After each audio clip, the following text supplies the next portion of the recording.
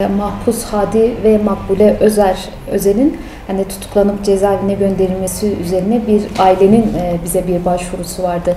Kendisi gelerek bir başvuru yaptı. Daha sonra da telefonla arayarak bir başvurusu vardı. Bunun üzerine biz İHA Van Şubesi avukatları olarak mahpuslarla bir görüşme yaptık.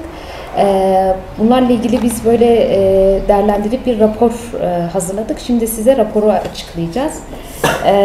İlkin avukatlar olarak Van Yüksek Güvenlikli Cezaevinde bulunan Hadi Özer'le bir görüşme yaptık ve o görüşmede Hadi Özer tarafımıza kendisinin 1986 yılında bir trafik kazası geçirdiğini ve bu kazadan kaynaklı olarak gözünde bir hastalık mevcut olduğunu belirtmiştir ve bu hastalıktan dolayı gözlerinin çok ağrıdığını, yine cezaevine girdiğinden bu yana sağ elinde bir uyuşukluk olduğunu belirtti.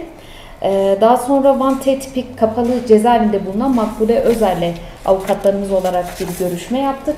Hastalıklı, hani kırılmış olan bir kolunun üzerine düşmüş ve kolu tekrardan kırılmış.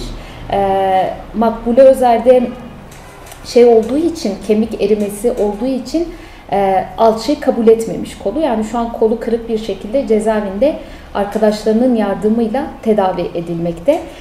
Daha sonra tekrardan abdest alırken bu sefer de diğer kolu üzerine düşüyor ve o kolunda da sağ elinde morarma ve çatlama meydana gelmiş. Yani şu an hastanede değil, hapishanede ve arkadaşlarının yardımıyla aslında tedavi ediliyor. Şimdi buna ilişkin Türkiye İnsan Hakları Vakfı Profesör Doktor Ümit Biçer adli tıp uzman görüşünü bildirir bir raporuyla ve yine bizim hukuki değerlendirmemizle biz bir değerlendirme yaptık. Hapishanelerde mahpusların kişisel engelleri, kronik hastalıkları, iletişim sorunları gibi nedenlerle tedaviye erişimlerinde yaşanan sıkıntılarından ötürü durumları da ağırlaşabilmektedir. Makbule Özer'in raporlarından anlaşılacağı üzere yaşı, engelli raporu ve kronik hastalıkları olduğu tespit edilmiştir. Yine Makbule Özer'in engellilik oranı %52'dir.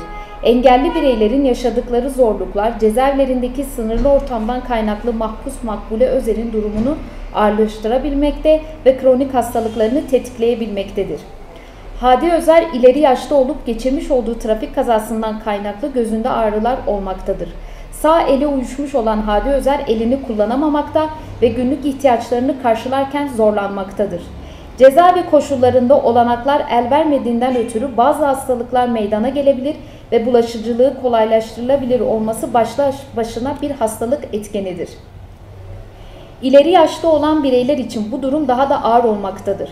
Tutukluluğun devamı halinde kişinin sağlık hizmetlerinde ulaşmasında ve hastalığın ilerlemesinin engellenmesi için gereken medikal ve psikiyatrik desteğin aksayacağı, sağlık durumunun kötüleşebileceği, gelişebilecek ani klinik tablolar ve ruhsal durumu nedeniyle refakat ve desteğe ihtiyaç olduğu anlaşılmaktadır.